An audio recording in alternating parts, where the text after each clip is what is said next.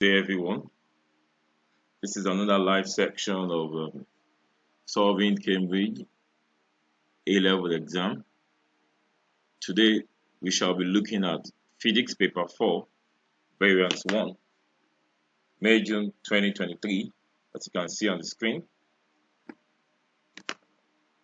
Okay, first question. The first question is we are asked to define gravitational field.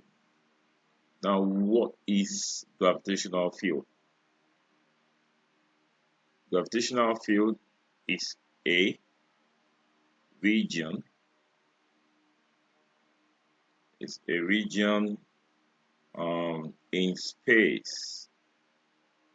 It's a region in space where a mass, very important. When you talk about gravitational field, we're talking about mass, where a mass experiences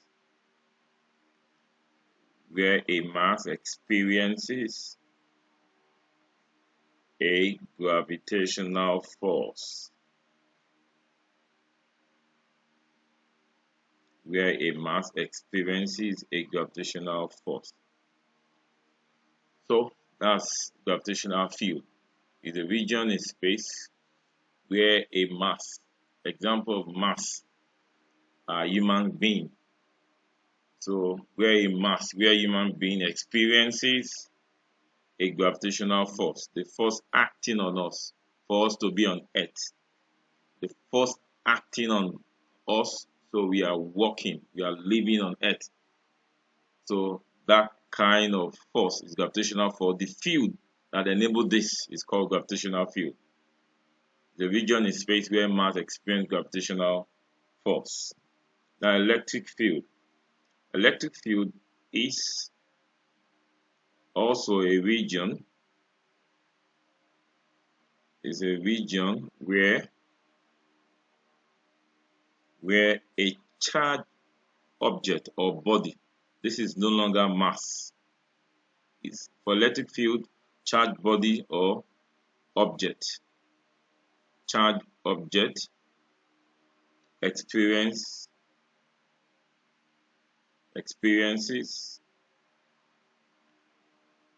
an electric force. Experiences a force. Electric force to be precise. Gravitational field mass experiences gravitational force. Electric field charged object experiences an electric force. Now, next question. State one similarity and one difference between gravitational potential due to a point mass and electric potential due to point mass. Okay, electric potential due to point charge, gravitational potential due to a point mass. They are both potential. The different one is gravitational and the other is electric potential. The similarity between them is that they are both scalar quantity. They are scalar quantity. Electric potential and gravitational potential, they are scalar quantity.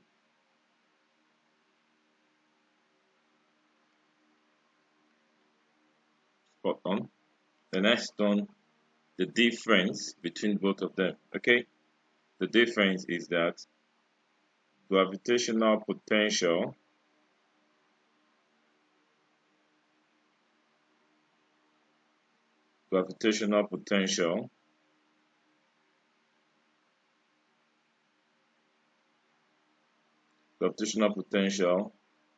due to a point mass is always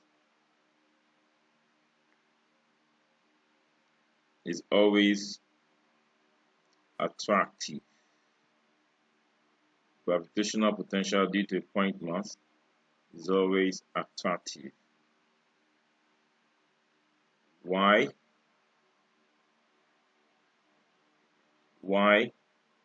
Electric potential while electric potential due to a point mass, due to a point charge, electric potential due to a point charge has both properties. Has both properties.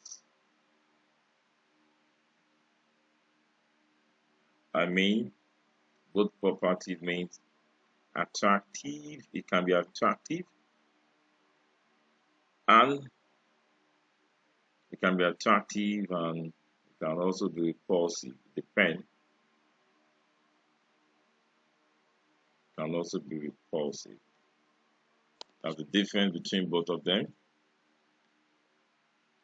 Now the next question. An isolated uniform conducting sphere has a mass m and a charge q. The gravitational field strength at the surface of the sphere is g. The electric field strength at the surface of the sphere is E. Show that m over q equal alpha g over E, where alpha is a constant in this case. Now, if you check this question, they are talking about gravitational field strength G and electric field strength E. G means gravitational field strength, E means electric field strength. What is the formula for G? We check the front page. Gravitational field strength Gm over r square, distance, equation 1. Electric field strength is force per unit charge. At the end of the day, electric field strength is q over 4 pi due to a point electric field strength at the surface, 4 over 4 pi E naught epsilon r squared. So that's the formula for G, that's the formula for E. When you check the proof, they divided G by E. So let's follow the step of the proof. So let's divide equation 1 by equation 2. That is G over E equal equation 1 Gm over r square divided by q over 4 pi E naught r square. So at the end of the day, G over E equal Gm over r square. When the divide change to times, this one's flipped upside down, 4 pi E naught r square over q. R square cancel r square. What do we have? I think we have G over E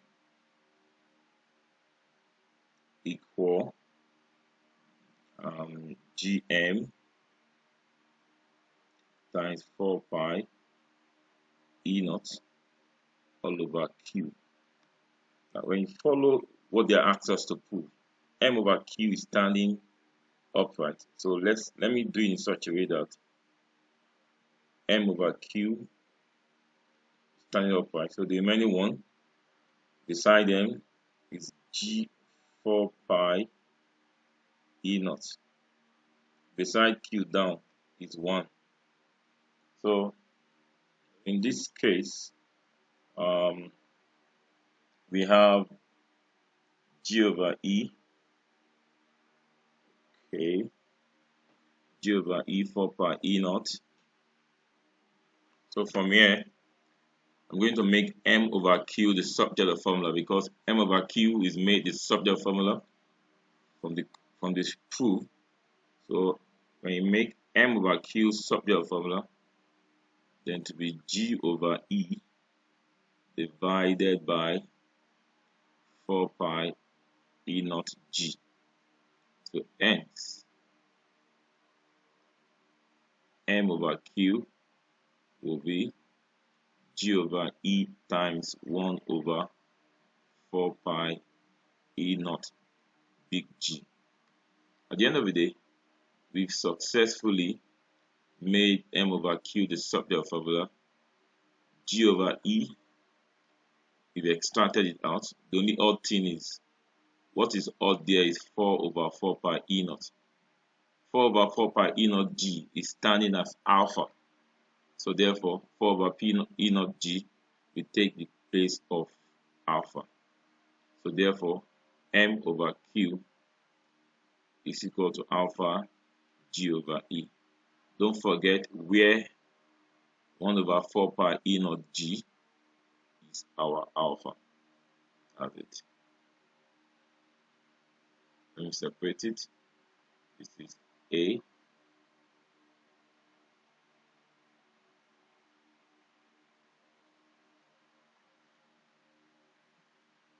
This is B. And this is C, the last step. That according to the step. I hope you understand it. Now the next question, from figure 2, we are asked to show that the numerical value of alpha is 1.35 times 10 to the power 20. Remember that 1 over 4 pi e naught g is the one that will place our alpha. So we are asked to show that alpha is equivalent to this numerical value. So now let's make it happen. So alpha equal 1 over 4 pi e naught. I want to separate 1 over 4 pi e naught from g, and the reason is because 1 over 4 pi e naught is given as a constant in the front page. 1 over 4 pi e naught, let's check it in the front page. Let's see the value. As you can see, it's 8.99 times 10 to the power 9. So 1 over 4 pi e naught is 8.99 times 10 to the power 9. And G, okay, this look like this. The G is not at the top. The G is actually at the bottom. So it's like this. If I'm going to separate it,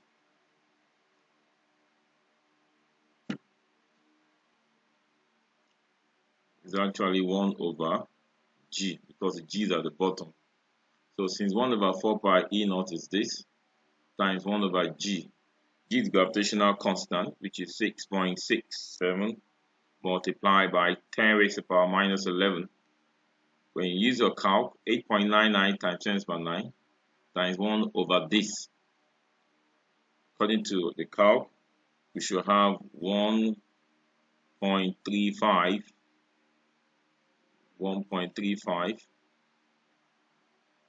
times 10. Let me write it clearly.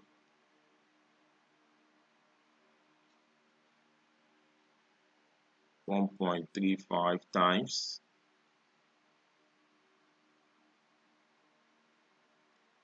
10 raised to the power 20, the unit, kilogram square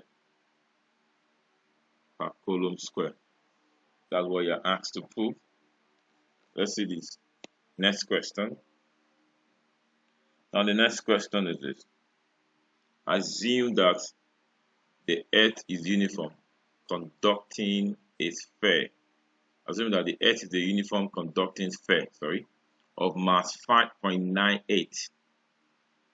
So we're given the mass of the earth. This is the mass of the earth, 5.98. The surface of earth carries a charge. This is the charge, minus 4 point. Charge on the surface of the earth, minus 4.8 times 10 to the power 5 coulomb. That is evenly distributed. From figure 1, we use the information in B to determine the electric field strength. Now the information in B is what we proved earlier. We proved that M over E equal to alpha G, M over Q, equal to alpha G over E. Now we are asked to find electric field strength, E. Let's make E the subject of the formula. When you cross multiply here, we're going to add ME equal to Q alpha J. So make E the subject of the formula. That will be alpha GQ over M. So hence, we can now find E in putting all the values we calculated before. Remember, in the previous question, we calculate alpha as 1.35 times 10 raised to the power 20 multiplied by G, gravitational acceleration due to gravity, 9.8 or 9.81, multiplied by Q. Q is 4.8 times 10 raised to the power 5 times 10 raised to the power 5. That's my Q, divided by mass of Earth, 5.98 times 10 raised to the power 24. If you notice that I ignore this negative from the charge, the reason is that magnitude of charge is the modulus value of the charge in electric field strength. This, electric field strength in this formula, F over Q. Now, what we use here is the modulus of the charge. The magnitude of charge is the modulus of the charge. So if it's negative, it will turn positive. If it's positive, it will remain positive. So from here, 1.35 times 10 to the power 20 multiplied by 9.81 times 4.8 times 10 to the power 5 divided by 5.98 times 10 to the power 24. You're going to have E to be the numerator gives 63.5688 times 10 raised to the power 25. When we divide it by 5.98 times 10 raised to the power 24, at the end of the day, we have 106.302. 106.302, which is the same thing as 106. Now the unit, okay.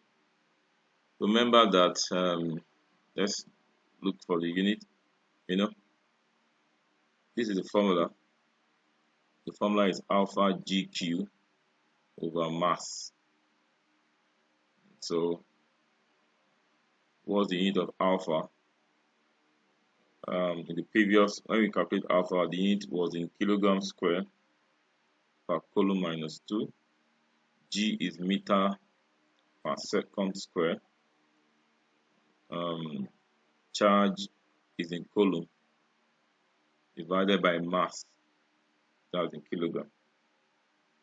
So from here, when you do your math, kilogram cancel 1 kilogram here, it remains 1 kilogram. We have C minus 2 times C raised to the power 1 multiplied by meter per second square. At the end of the day, we have kilogram. C minus 2 plus 1 is minus 1 meter per second square. So this is the unit. So the unit is kilogram per coulomb meter per second square. That's the unit. Nice one. Let's move to the next question. The next question state how the direction. Okay. So state how the direction of electric field at the surface of the Earth compared with the direction of gravitational field. Now, this question is trying to test our knowledge on electric field. Look at this question 1 Roman figure 3. Remember I said gravitational potential at the point is always attractive, while electric potential has both attractive and repulsive properties. So when you check this question, remember that um, electric field can be outward or inward, can be attractive and can also be what repulsive um, based on the property of electric field. And gravitational field can only be inward. Is always inward. Gravitational field is always inward. Hence, the electric field, it will be both gravitational field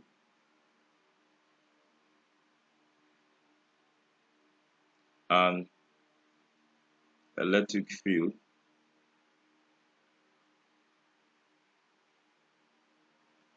is inward. Now, why is it inward? Naturally, gravitational field gravitational field is inward since the surface of the earth is negatively charged, so the electric field will also be inward. But if the surface of the earth is positively charged, then the electric field will be outward. Since it's negatively charged, the electric field will be inward. Normally, gravitational field is always inward, attractive is always inward. But since the surface of the earth we're talking about is negatively charged, so it will be inward. But if the surface of the earth is positively charged, it will be outward. That's it. Next question. Number 2. We have a steel sphere of mass 0.2 kg, 0.29 kg is suspended in equilibrium from a vertical spring. It's suspended in equilibrium from a vertical spring. As you can see, the center of the sphere is 8.5 centimeters from the top of the spring, as you can see, as shown.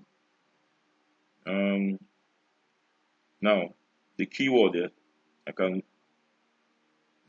there for the first one, equilibrium. Since there is an equilibrium, the weight of this sphere is downward. That will be 2.9 Newton. How do I get 2.9 Newton? That's, weight is mg, and g in this case is 9.81. Let me check it properly. 0.29 times 9.8. That will be 2.84, approximately 2.9. Anyway, it's 2.9 Newton. So since it's in equilibrium, which means tension in the string is always stretching out. So it's acting upward. So it's in equilibrium, so tension will be equal to weight. So in this case, the tension is 2.9 Newton. In this case. Now in the second case, we are given a second case. The sphere is now set into motion. The sphere is now set into motion. As you can see, the sphere has been displaced from the equilibrium position. It is now moving in a horizontal circle at a constant speed. Remember, in circular motion, that's the only motion where speed is constant, but the body is accelerating because it's continuously changing direction. So now, the body has been set into motion, has been displaced. As you can see, we have an angle, vertical opposite angle here to be 27. If here is 27 degree, this side is 27, vertical opposite angle. So now the question asks us that the distance from the center of the sphere to the top of the spring is now 10.8. initially when it's in equilibrium, the length of the spring is at 8.5. Now it's been displaced. The length of the spring has increased. You need to take note of that information. Now explain with reference to the forces acting on the sphere why the length of the spring in the second diagram, this one we are talking about, is greater. Good question. Why is it greater? Okay. Now, from what I can see here, okay, let's see something. If you are familiar with your forces, the sphere is now in this position at an angle. So at an angle, the spring, look at the spring here. Okay, it's just something like this. I want to resolve, okay, what I want to do now is that I want to resolve the spring is now at an angle. Since the spring is at an angle, we need to resolve it horizontal and vertical. The spring is no longer in this position like the first one. It's now in a diagonal position and make an angle 27 degrees. So in that case, I have to resolve this spring. I have to resolve it vertically. I'm going to change the color vertical. I'm going to change my color so you know the difference. I'm going to change it, vertical and horizontal. Yeah, horizontal is like pink, my vertical is in black. So now alternate angle, this place will be 27. The force in the spring is tension. So the tension in the spring that is in diagonal, I want to resolve it to vertical adjacent by hypotenuse. So here will now be this place will now be T. If you resolve it to be T cos 27 vertically, y horizontal, this will be T sine 27. The weight of the sphere here now, this is the weight of the sphere now. Remember that the weight is mg, that's 0.29. Is it 29? Yeah, 29 times 9.8. That's the weight now. Now when the body is now displaced from what you're saying, the forces are three forces now. We have vertical force, two vertical forces, tension acting upward, and this weight. And also we have T sine 27, the one that will pull the sphere. This T sine 27 is the one that actually pull the sphere toward the center. T sine 27 to be the one that will pull the sphere toward the center. Anyway, let's go back to the question. 3 marks question. They said explain with reference to the forces acting on the sphere why the length of the spring is greater. Okay, the length here is 10.8, while the length here is 8.5. So what do you notice? It's been stretched. Remember that. So this string is now stretched. For a spring to stretch or compress, which means that energy has been stored in the spring. For a spring to be stretched, a spring cannot be stretched or compressed without having energy stored there. So this is my take. Now, when an external force, when an external force is applied on the sphere,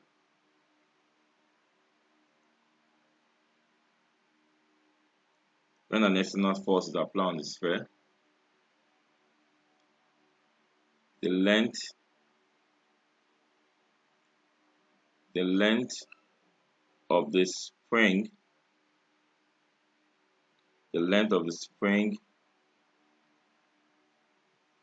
increases.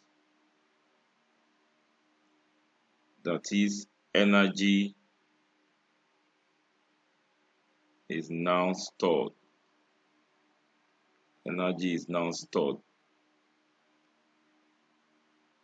Energy is now stored, and the energy stored in the spring is half kx squared, where x is the extension.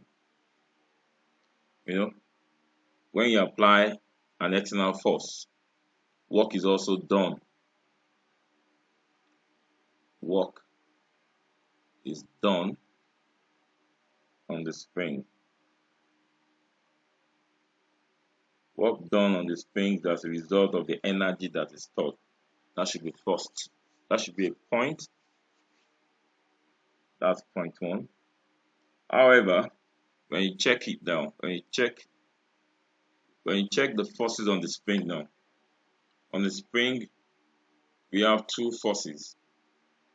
Look at the spring. There is one up, T cos 27. There is one here, T sine 27. So we have two forces. So this would be the resultant. This one, resultant force.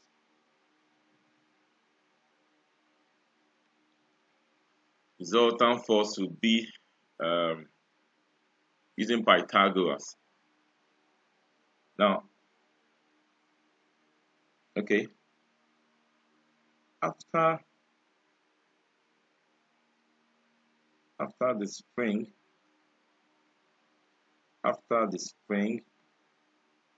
has been displaced,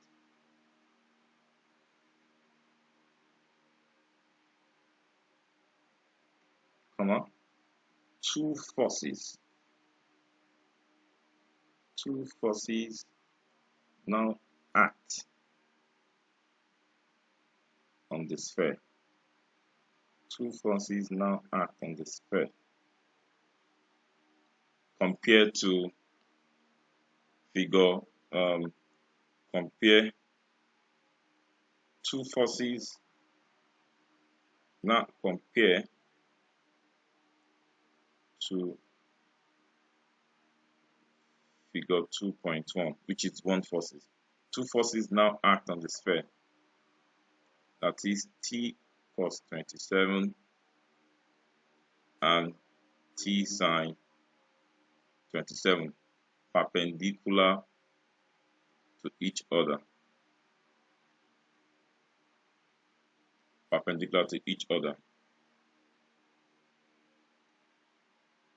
So hence, the resultant force will be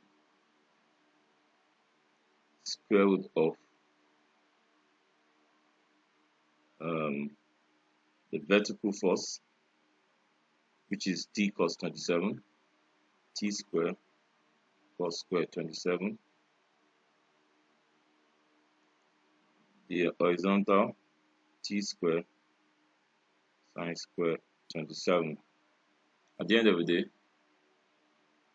at that point, the resultant force will now give you T. Remember in the first one, resultant force here, they are both equal to each other.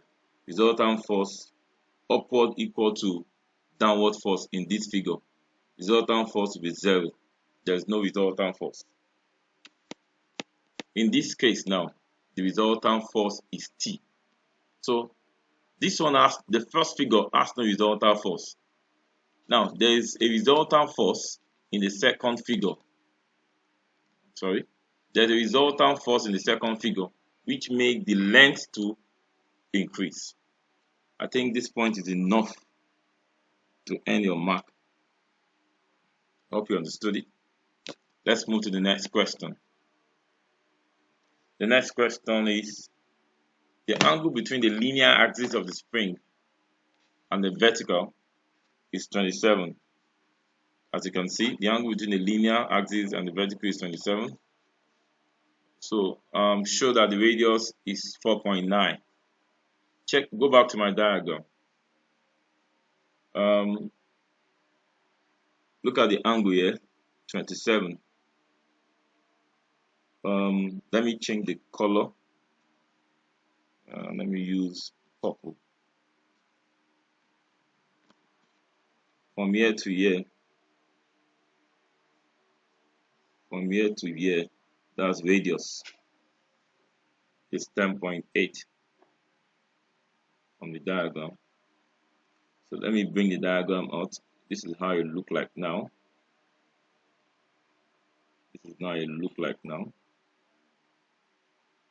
So this place is 27. This place, they said, oh, not 10.8. This is not 10.8.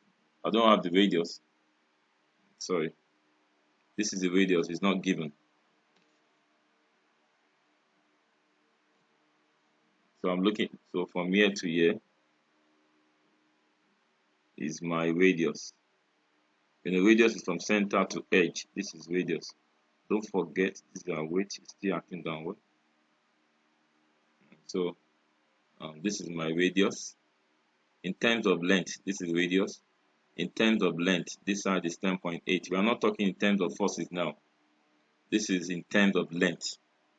Length here is 10.8. Radius, you know, they're both in centimeter. We have to find the radius. From this diagram, to find radius, opposite over hypotenuse.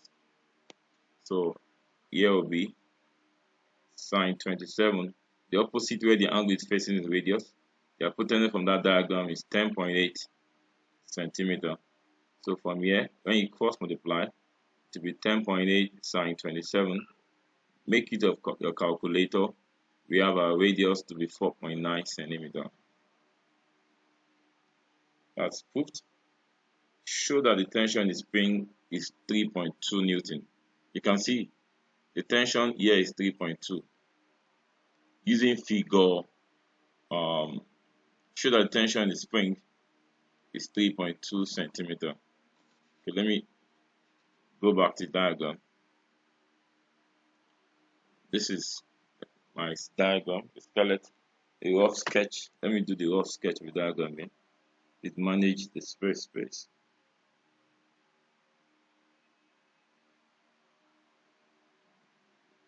This is the sphere here. The weight here. You know, I've resolved this to be T. You know, this is the spring. This is the spring. This is T sine 27. And this space is T cos 27. Now,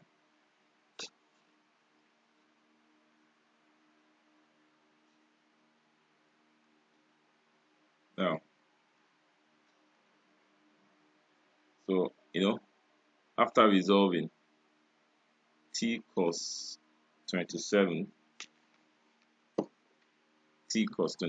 after resolving will be equal to the weight mg.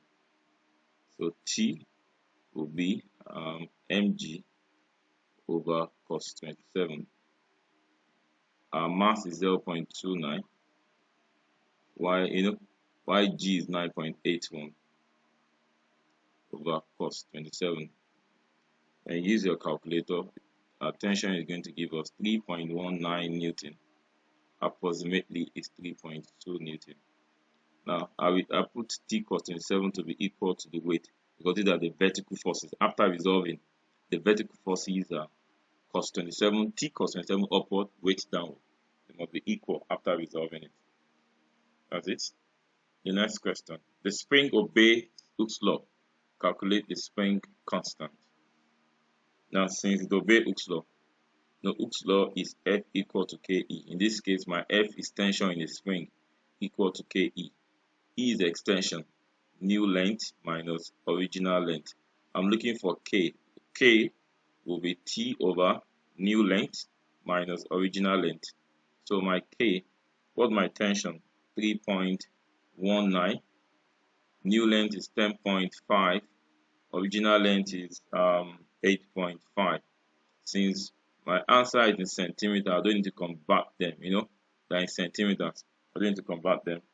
So when you divide 3.19, 3.19 over 10.5, is it 10.5 or 10.8? 10.8 minus 8.5, I have 2.3 centimeter. So this one is in Newton. So divide them, you're going to give me 1.387 Newton per centimeter, or 1.39. 3 significant figure. Let me leave it at 1.39. Now, use the information in B to determine centripetal force. If you remember, I said earlier that this T sine 27 will provide this centripetal force because it's going to pull this sphere back toward the center. So this T, see, this is it. This T sine 27 is parallel to this place. T sine 27 is pulling this spring back toward the center. So which means that centripetal, who provides centripetal force, is provided by T sine 27. And we are looking for centripetal acceleration. Centripetal force is mv squared over r equal to T sine 27. And v squared over r is centripetal acceleration. My T is 3.2 sine 27. Make AC, centripetal acceleration, the subject of formula. That's 3.2 sine 27 divided by my mass. Don't forget the mass is 0.29 kg. Use your calc, divide this, you're going to have 5 meters per second, or 4.99.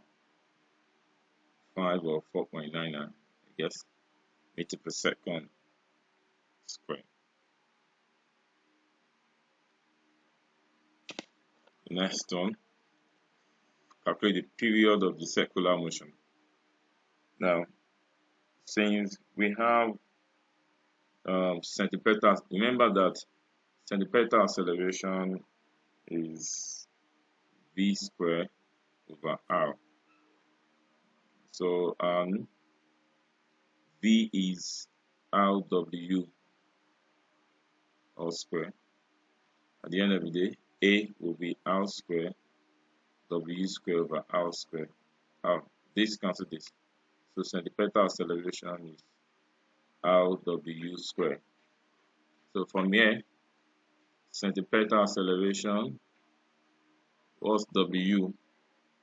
W angular frequency can be 2 pi over t all square. You can have the square. So centripetal acceleration will be 4 pi square r over t. When you make t the subject of formula, we have 4 pi square r over ac. So hence, centripetal acceleration will be, this one is square too. This one will be square.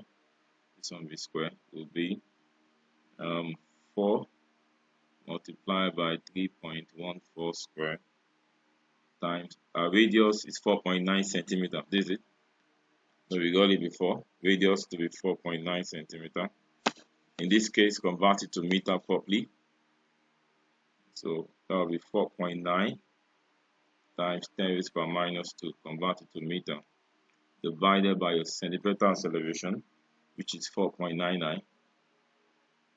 So when you do your maths, find your square root. At the end of the day, your period will be 0.628, which is 0.63 seconds. That will be your period. Now question 3.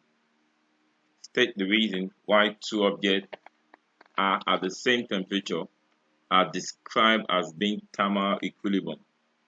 1 mark are described as in being thermal equilibrium. Now, okay, this is a simple concept of thermal equilibrium. This is because thermal equilibrium means constant temperature. This is because there is no net transfer of heat. No net transfer of what? Heat or energy. No net transfer of heat between the two objects.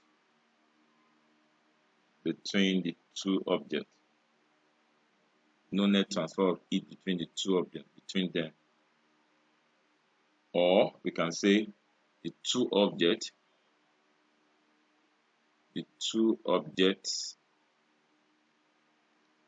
are of the same temperature. Are of the same temperature. You can say that. Next question. Look at this figure. Figure 3.1 shows the variation with temperature of density of mercury and of water. They plotted the graph of density against temperature and density of mercury against temperature and density of water. So now, as you can see, the question asks, temperature may be measured using a variation with temperature of density of liquid. Temperature may be measured using variation with temperature of density of liquid. Suggest why for measuring temperature over this temperature range, mercury is a suitable liquid. Is one mark. Why is mercury a suitable liquid? Okay. From the graph, if you check the graph, look at the graph. As temperature increases, density decreases or changes. As you can see, density is mass over volume. Since density is decreasing, you get density is inversely proportional to volume.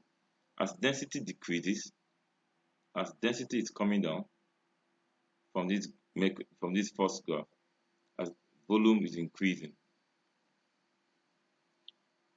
and this is happening is increasing or decreasing linearly or uniformly, as you can see, so making it suitable for calibration or measurement. That should suffice for this. Let me put it down. From the graph,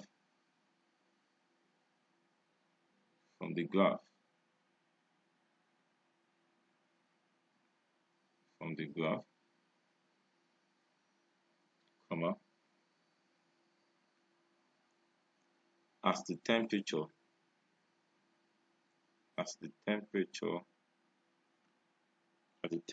increases,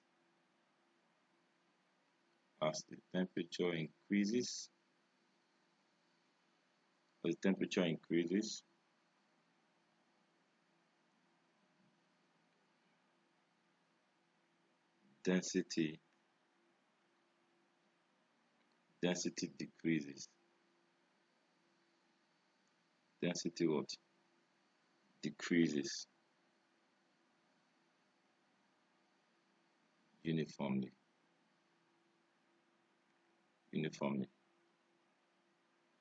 Since density is inversely proportional to volume, hence volume increases.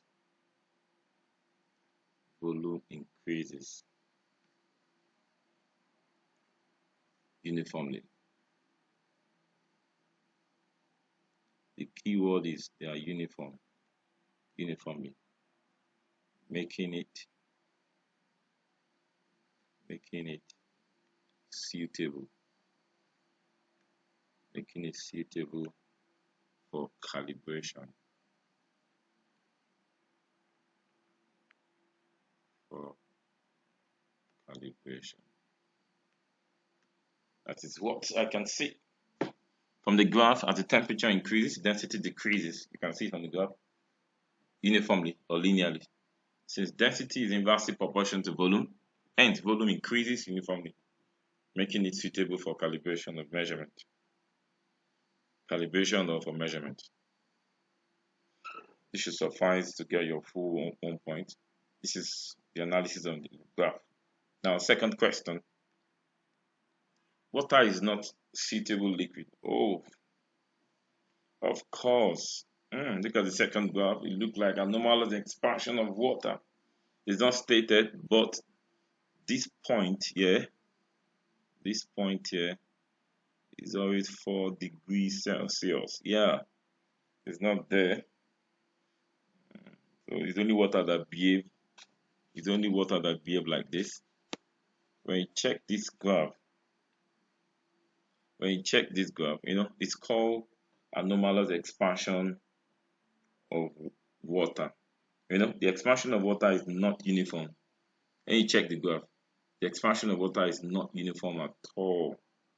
Between 0 and 100 degrees Celsius, first, if you see between 0 and 4, check between 0 and 4, what I label 4. You see that the density, the volume of water, the density, remember that density and volume are inversely proportional. Between 0 and 4, density is increasing, just small increase. Between volume of water decreases to the minimum. So density, this is the highest point density can go.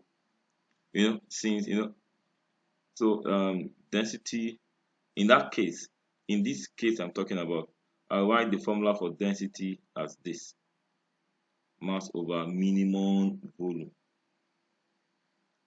I'll write the formula for density as this, because between 0 and 4, density of water increases to its maximum. And since density and volume are inversely, so if it's maximum for density, that will be the minimum for water. So which means that water at that point, so water is contracting, from 0 to 4 degrees Celsius.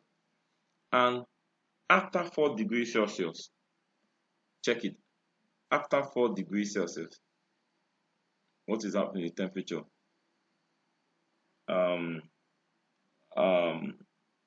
After 4 degrees Celsius, you can see the density is now decreasing. You can see density is decreasing. After 4 degrees Celsius, the density of water is decreasing, which means volume of water is now what? Increasing. You get? Volume of water is now increasing. That's, initially between 0 and 4 is decreasing. After 4 degrees Celsius is now increasing. You can see inconsistent, increasing and what? Decreasing and increasing. So that doesn't make it suitable for any form of calibration. I think that's what the question want us to point out. This process is called anomalous expansion of water. Although we are not asked to treat it in the syllabus, but they might not. I don't think they want us to mention the term anomalous, because the term anomalous is not. They didn't ask us to discuss it. But what is happening here is an anomalous or inconsistent behavior of water. So let me put it down.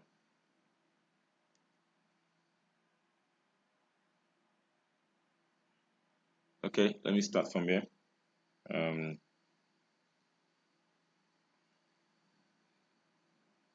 The expansion,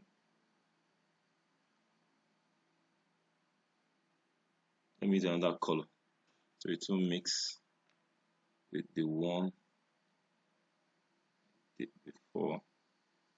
Let me just give a small space down. Okay,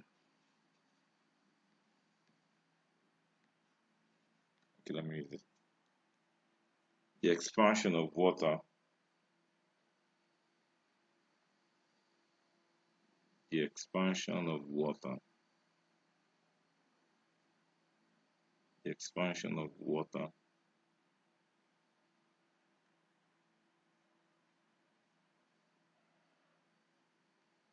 is not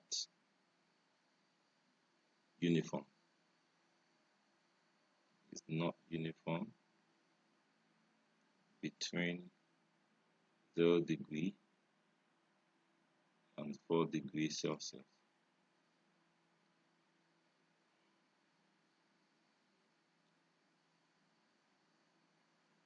Hence, the volume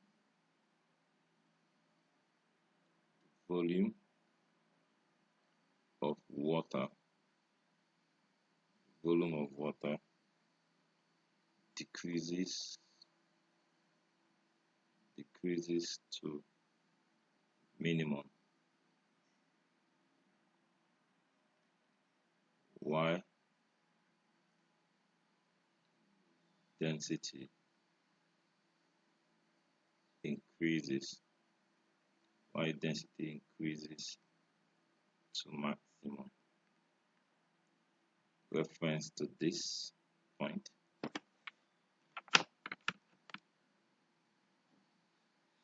Reference to this formula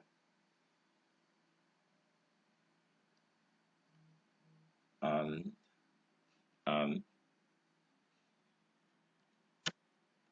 sorry, let me see, sorry, to the maximum, and like this, and start to increase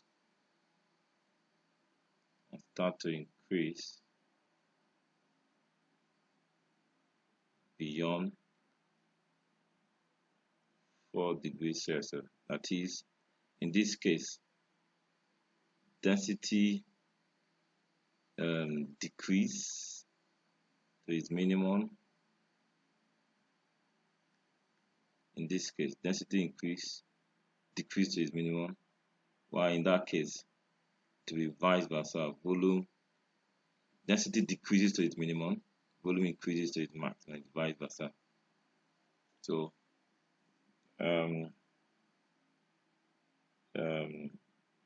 between, okay, like I said, this is, I think, what they want us to talk about. Find a way to just put this behavior is known as anomalous expansion or anomalous behavior of water. Let me find a way to put it. This is known as anomalous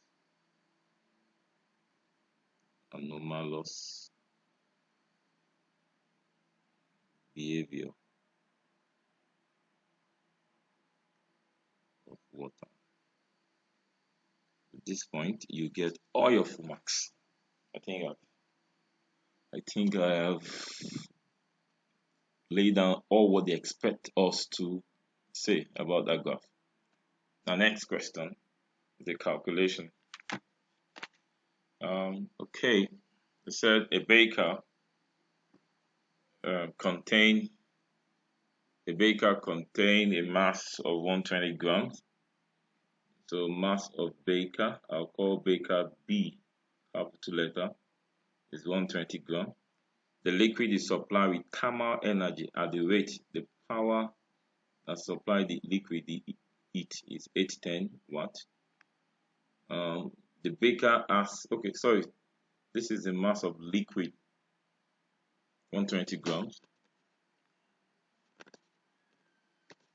Mass of liquid is 120 grams. While from the question, mass of beaker is 42 grams.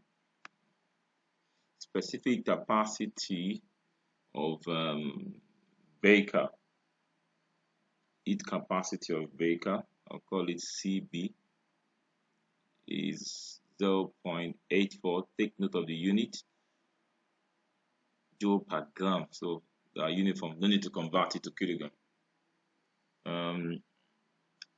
The beaker and the liquid are in thermal equilibrium. Don't forget, the beaker and the liquid are in the same temperature with each other at all times. Don't forget that statement. And insulated from the surrounding. No heat loss. No, insulated from surrounding to the surrounding. Show that this figure 3.2 show variation. Which variation they're talking about? Of time. Temperature of liquid is all about liquid. So state the boiling point of the liquid. Look at the liquid. The liquid started from 25 and stop here. Okay, let me zoom it.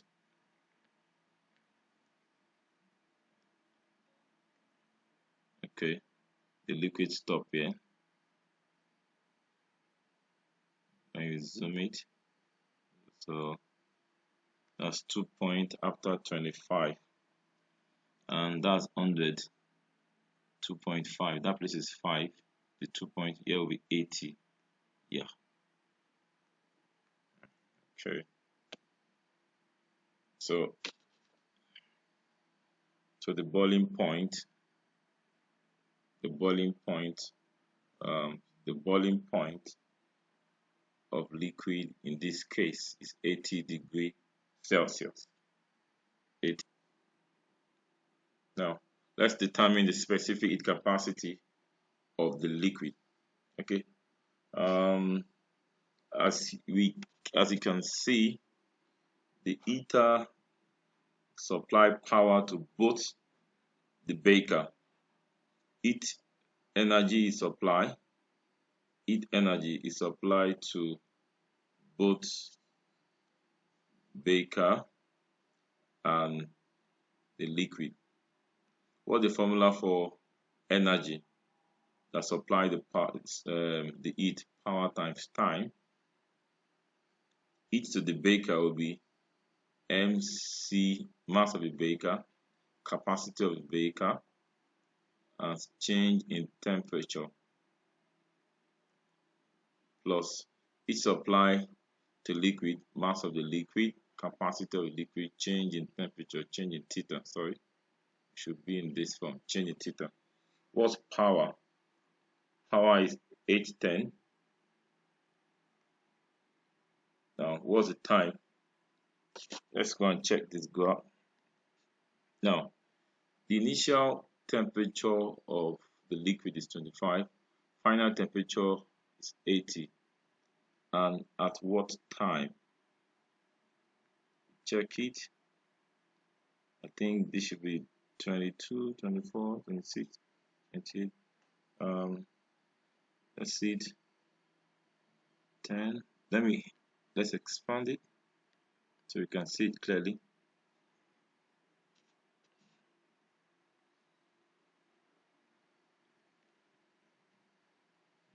Okay. This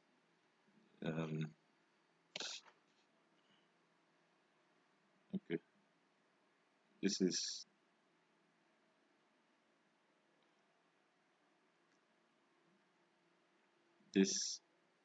is boiling point 80. This is the time.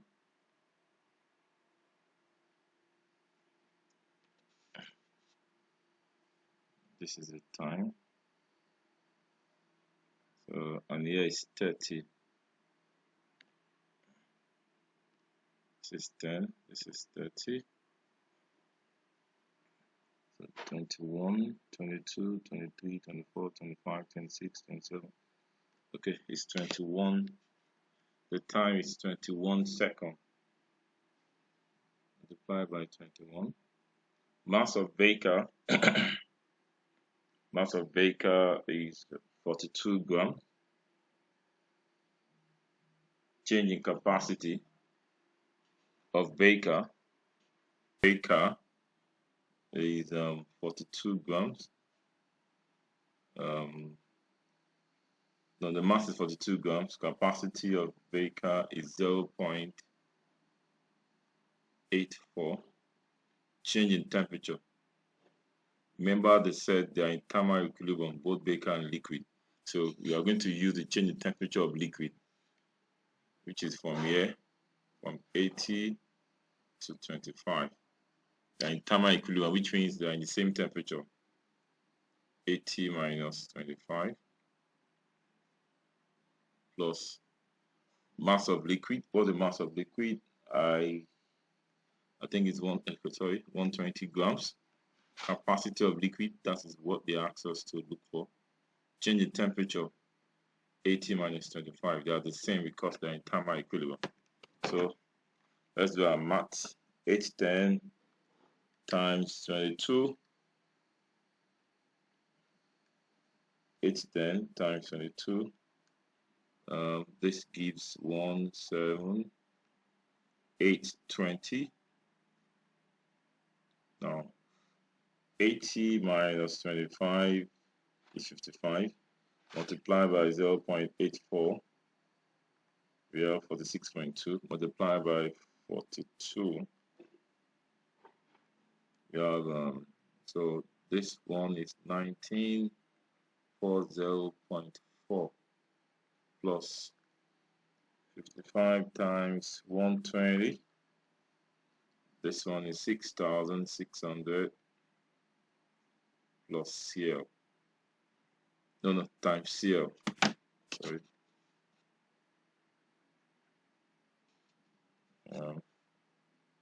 6,600 CL. So collect your like stem. 17,820 minus 1940.4. So we have, this one comes there. When you subtract it, we have 15,879.6 equals 6600 CL. So CL is 15879.6 divided by 6600. So capacity of the liquid will give us 2.41 joule per Kelvin. Let's move to the next question. And the experiment is repeated using water instead of liquid. Now this experiment is repeated using water. Now they use water here. They use water in this place instead of liquid. It is liquid the question used in plotting this graph. Now they've changed it to water. The mass of the liquid used, power supply, the initial temperature are unchanged. The mass of the liquid, the power supply are unchanged, all unchanged. The specific heat capacity of water is approximately twice that of liquid. Now the specific heat capacity of water is approximately 2 times of liquid. And the one of liquid is what we just calculated now, 2.41. So specific capacity of water now will be 4.82 joule per gram per Kelvin. Now, this is specific capacity of water now. Remember that water has replaced liquid, but all other things remain unchanged. The mass of liquid used, the power, initial temperature still unchanged, but it's only capacity that changed. The specific capacity of water is approximately that. The boiling temperature of water. Now, the boiling temperature of water, that's the higher temperature of water, value theta 2 is 100 degrees Celsius. Everything remained unchanged. They said sketch now that the boiling temperature is 100. We have the boiling temperature. Here the boiling temperature here is 80. Now is now 100. It started from 25. Now is 100. But definitely the time at which it reached 100, we have to look for it. The time at which it reached 80, we know down at 21. But the time, since the boiling temperature has changed, definitely the time at which water reach 100 cannot be the same time at which liquid reach 80. The time will definitely change. So the question asks us, on the graph, sketch the variation temperature of water between T0 and 60. Numerical value calculation are not required. Between T equals to 0 and 60. Okay. Now, let me go back. Two more questions.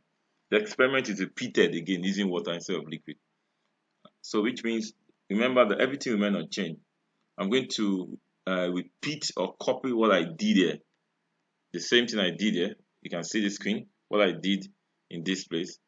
I'm going to repeat it. But the only difference is that my specific capacity of water, okay, will change. Which means the power supply is still 810. But the time, I don't know the time. The reason is because the final temperature has changed. So the time will change. Now, the mass of Baker is still 42. You have to do this one rough work somewhere. 42. Specific capacity is 0.84. Now, the final temperature now. Remember this part. This part say that the Baker and the liquid are in thermal equilibrium with each other at all time. Remember that. So if you can decipher that, then you definitely know that here will be 100. This is a new boiling temperature, where initial is still the same thing. Plus, now for water, mass of water is mass of liquid. It remains unchanged, but the capacity is what changes to 4.82. The final temperature is still 100 minus 25. So 810 T will be, now this one remain, this one still, okay, it's different now. So 100 minus 25 multiplied by 0.84 multiplied by 42,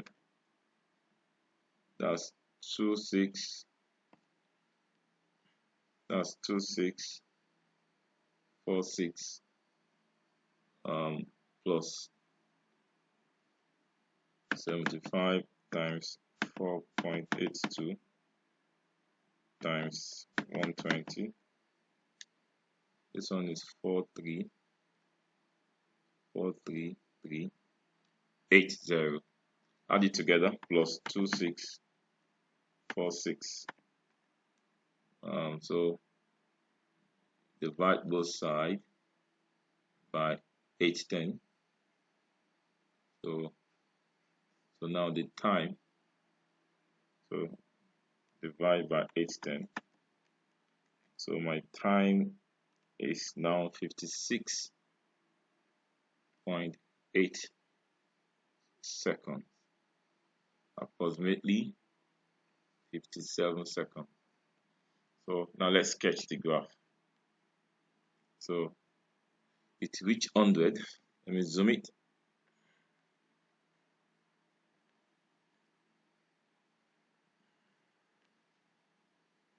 Okay, it reached 100. This is 55, and I will go 57. So this is 50. This is 55.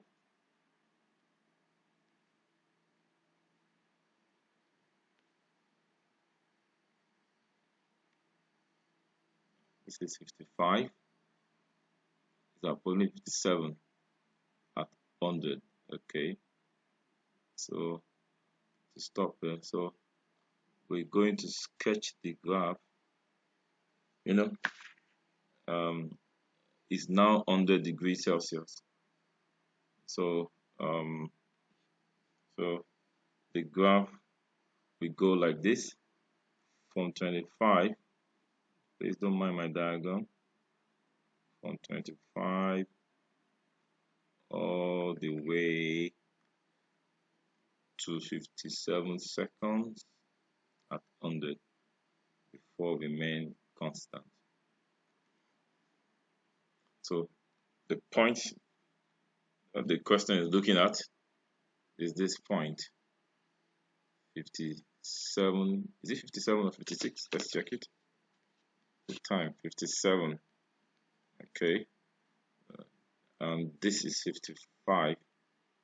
Okay, 56. So let me correct the point. It's 57. Let me use blue line. So differentiate it. Okay. So from 25 initial temperature, from 25, it's a straight line, don't mind my diagram. A straight line to 25 to 57. Here is 57 seconds. Equilibrium remain straight. That's it. That's a graph. It's a straight line graph. Like I said, there's no kink or no bend. So that's it for that question. So let's move to the next question. Number 4. Number 4 question.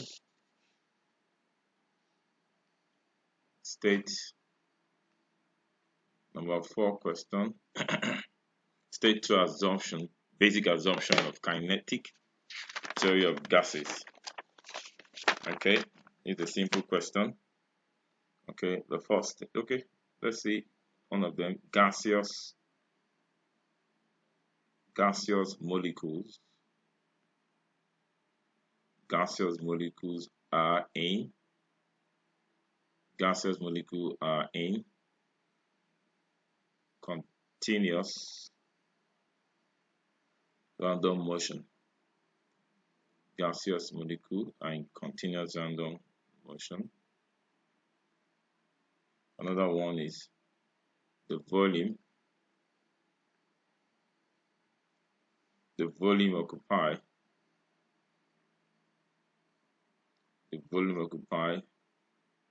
by the gas molecules is negligible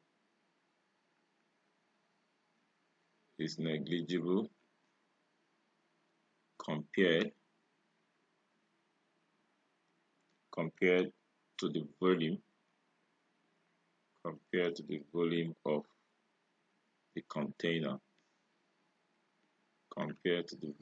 the container. Another one, the collision between gas molecules are perfectly elastic, that is, no energy is lost. But we are asked to state just 2. So B question, an ideal gas has amount of substance N. The gas is initially in state X with pressure 2P and volume V. The gas is cooled at constant volume. Okay, I think constant volume should be isobaric is constant pressure, isochoric is isothermal is constant temperature, isochoric should be constant volume with pressure P. The gas is often heated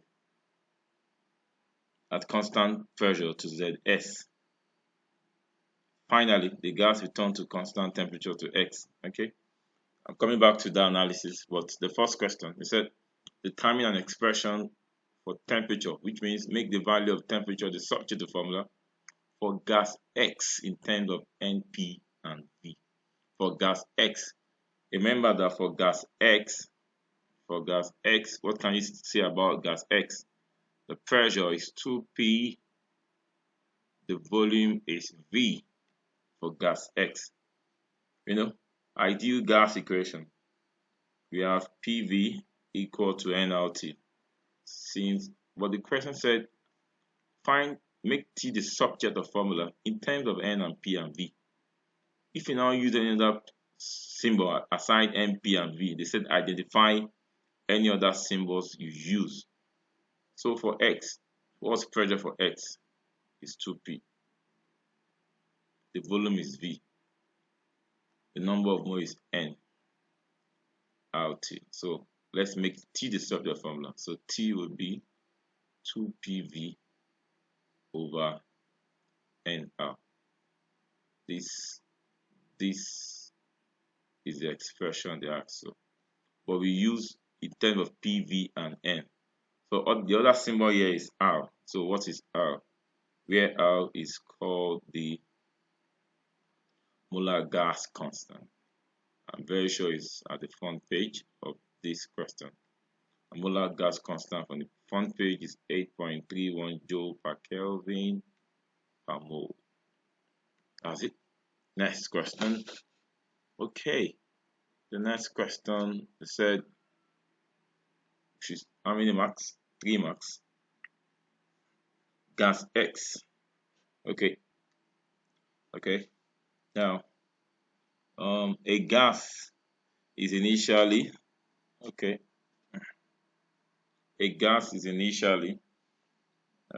I'm reading question B. I'm trying to use this question. They said the gas is initially in state X with pressure 2P. Okay, let me go back. State S with pressure 2P. This is it here. Pressure 2P, state X. Let me go back to what they're saying. And volume V. Okay. At X, the volume is V. Okay, you can see it. 2P is directly under V. The gas is cooled at constant volume to state Y with pressure P. Now, from 2P at constant volume, it goes to P. It's cooled to P. Constant volume, that's isochoric. Constant volume. This is just additional information. The process is called isochoric constant volume. Now,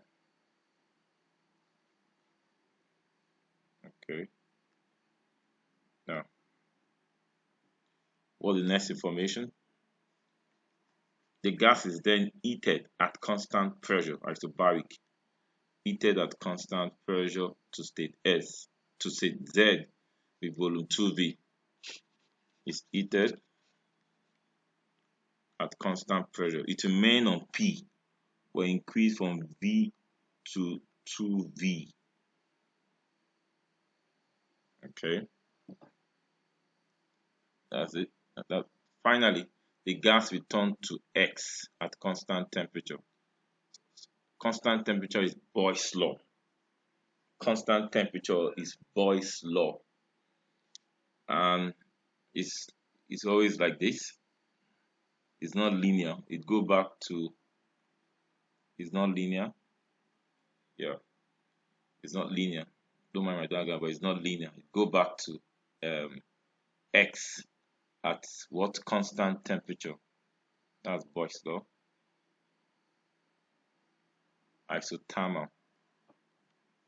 That's it. So the question now asks us that on figure 4.1, sketch the variation of the gas as the gas undergo 3 changes. Label the undergo the state X is label. The state X is label. Label state Y and Z. Okay, what's Y? Y is constant volume. This is X. Let's check. The gas is cool at constant volume to state Y. Constant volume to state Y. Constant volume to state Y. Okay, and state Y is at what? P. Okay, good. This is Y. And what's the next one? The gas is then heated at constant pressure to state Z, volume 2V. This is state Z, volume 2V. So X, Y, Z. Before finally going back to X as isothermal process. This is a diagram. So it's like this. Let me just give you a rough sketch of what it looked like.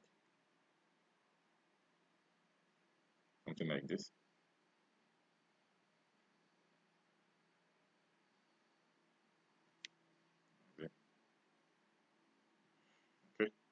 Let's move to the next one. Now, during the change of state Y and Z, the increase in thermal energy, of the gas is U. During the change, the increase in thermal energy of the gas from Y to Z is U, as you can see it. During the change of Z to X, the work done on the gas is W. As you can see, Z to S, they've given us the work done. So complete the table for each of the three diagrams of state. The increase in internal energy of the gas, the thermal energy transferred to the gas, and the work done on the gas in terms of P. It has to be in terms of P, V, U, W. Okay, the first box, X to Y. Now, increase in internal energy of the gas, thermal energy transferred to the gas, work done on the gas. Let's check it. X to Y. Let's check the diagram. This is X to Y. Remember that according to first law of thermodynamics, U, change in internal energy, is equal to heat transfer to the system plus work done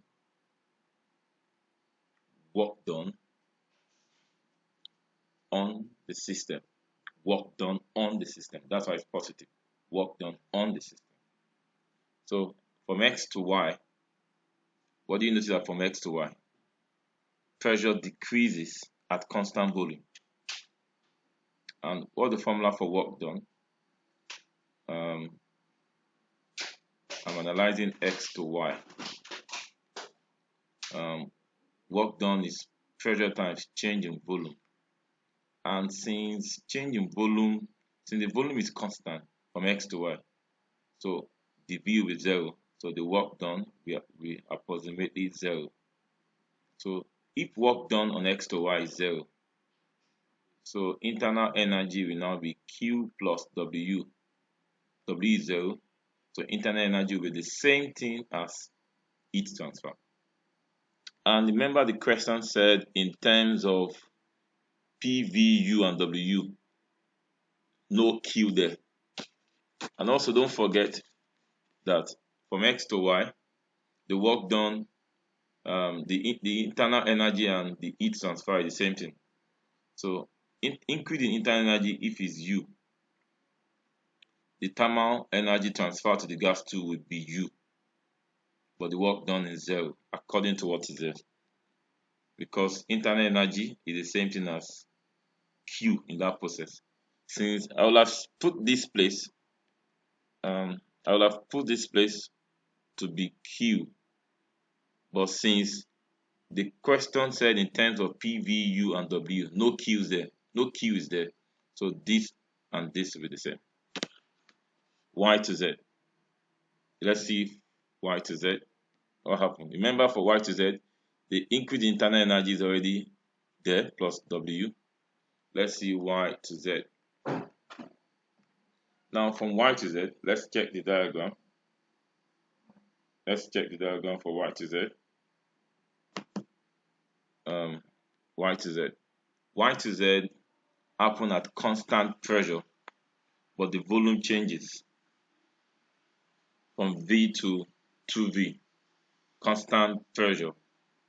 Now, at that point, the volume changes and the internal energy, okay, Y to Z, let's write the formula. U is equal to Q plus W.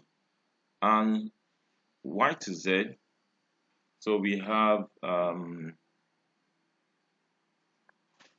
U equal to Q plus W is P the V. W is P. So the volume changing from 2V to V. So at that point, we have U equal Q plus PV.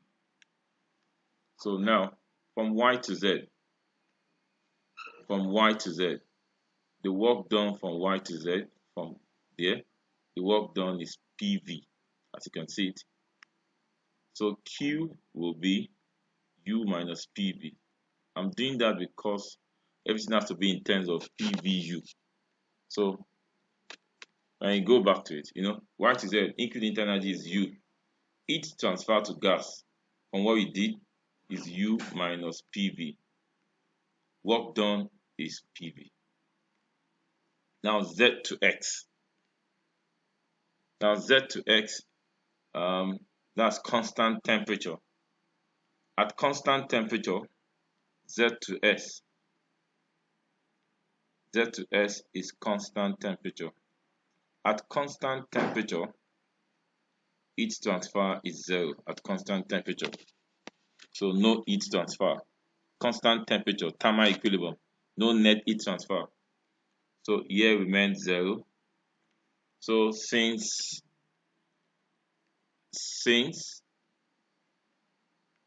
U equal Q plus W and our heat transfer is 0, we have 0 plus W.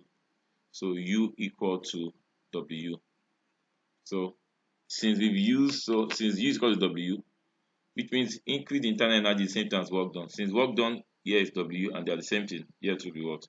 Plus W. That's the whole idea. I believe you understood this. Any question is welcome in the comment section. Let's see question 5.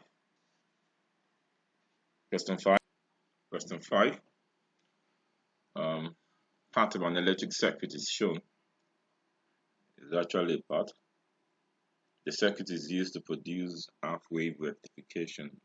So, of an alternating voltage of potential difference VIN between. The output can be seen across 14 kilo ohm resistor. Yeah. So you can see the output here across this space. When you connect the CRO, you can read the output voltage. A component is missing from the circuit 5.1.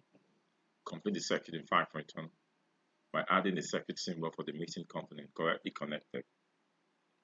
Correctly connected. The component that is missing for half wave rectification is a single diode, just one diode. So correctly connected. Just a line. I'm not comfortable with this diagram. Sorry. Let me do it like this.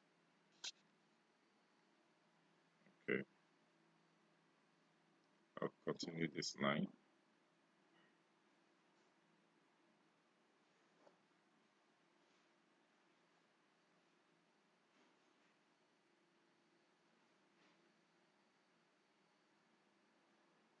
That's how it's supposed to be.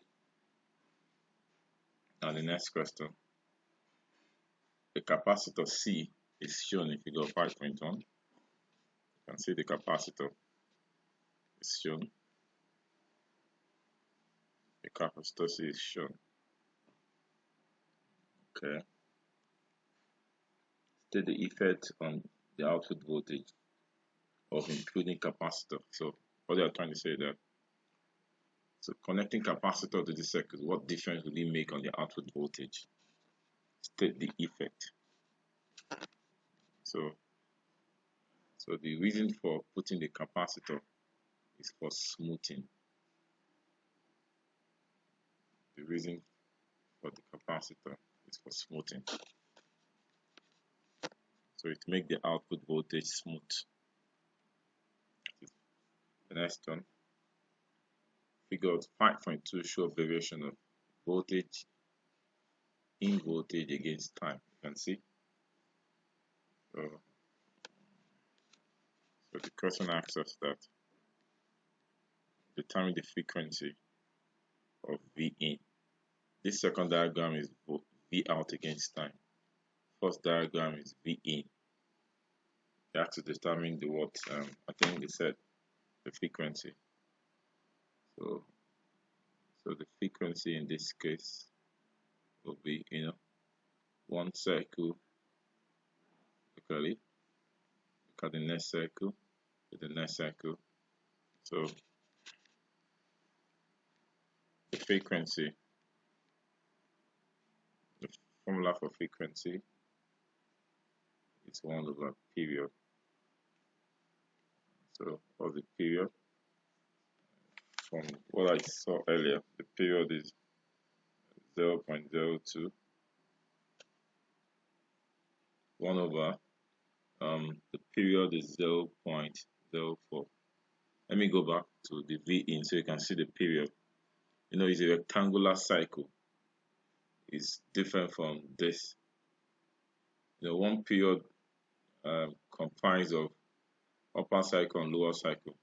This is upper cycle is 0.02, lower cycle is 0.04. So the period is 0.04. So 1 divided by 0.04. So that's 25. So the frequency is 25 Hz. That's it. The next question is show that the time constant for discharge of the capacitor through the resistor. The time constant for discharge of the capacitor through the resistor. They mention through the resistor. The capacitor discharge through the resistor. So you can see the discharge on the voltage output. So you're going to use the output circuit for that one. The output circuit. So look at the output circuit.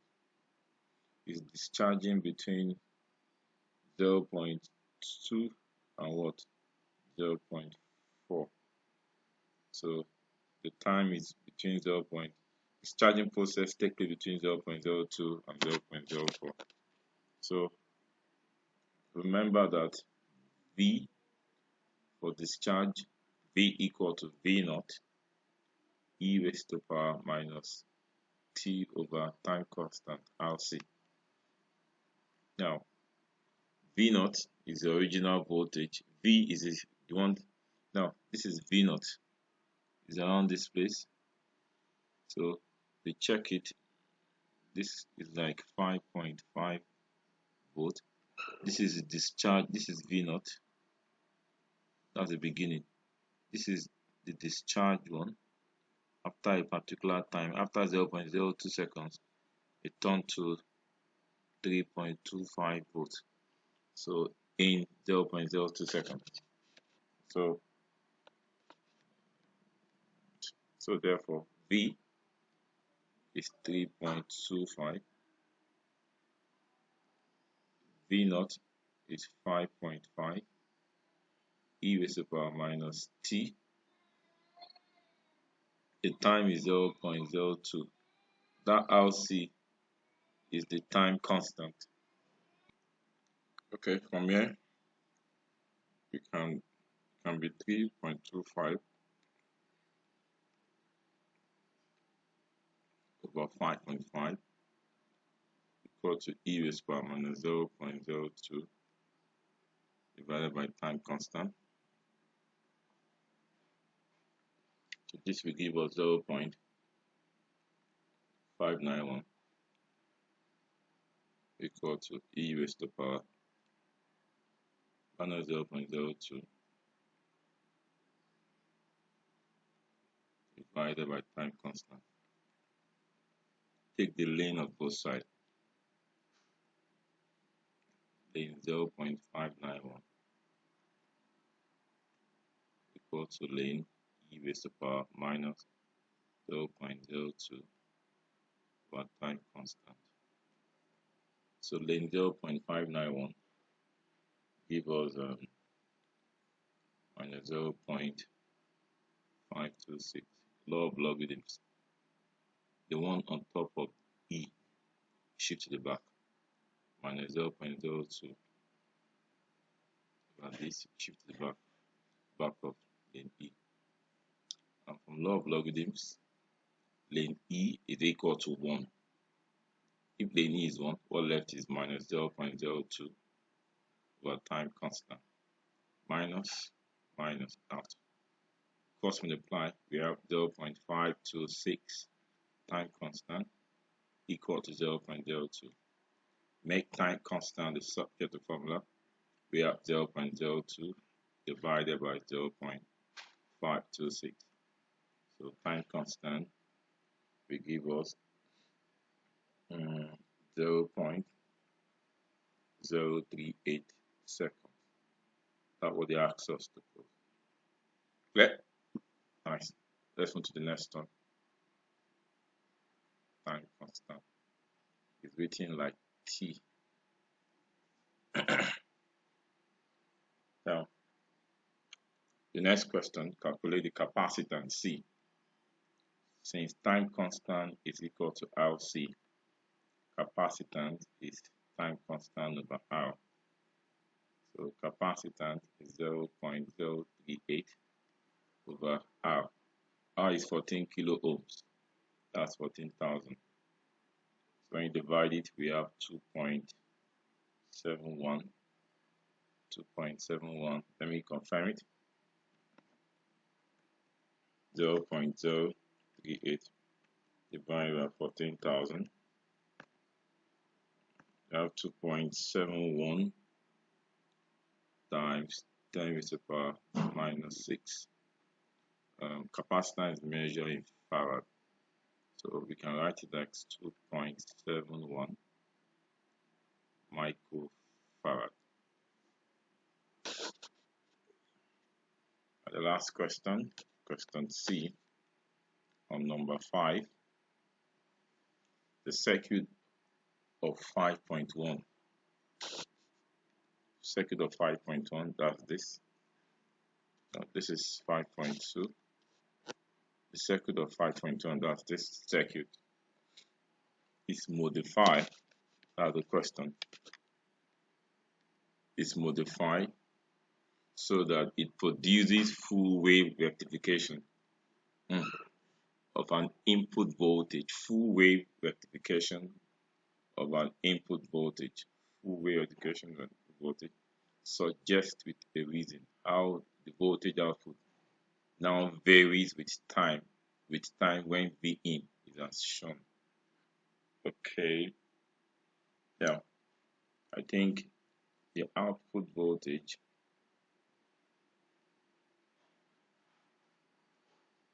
the output voltage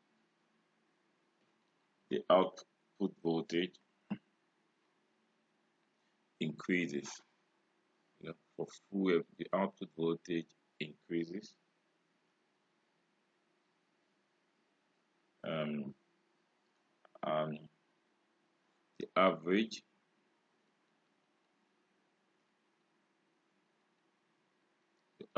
DC output,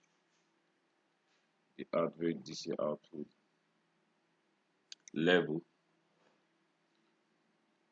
the average DC output level is even higher. It's even higher.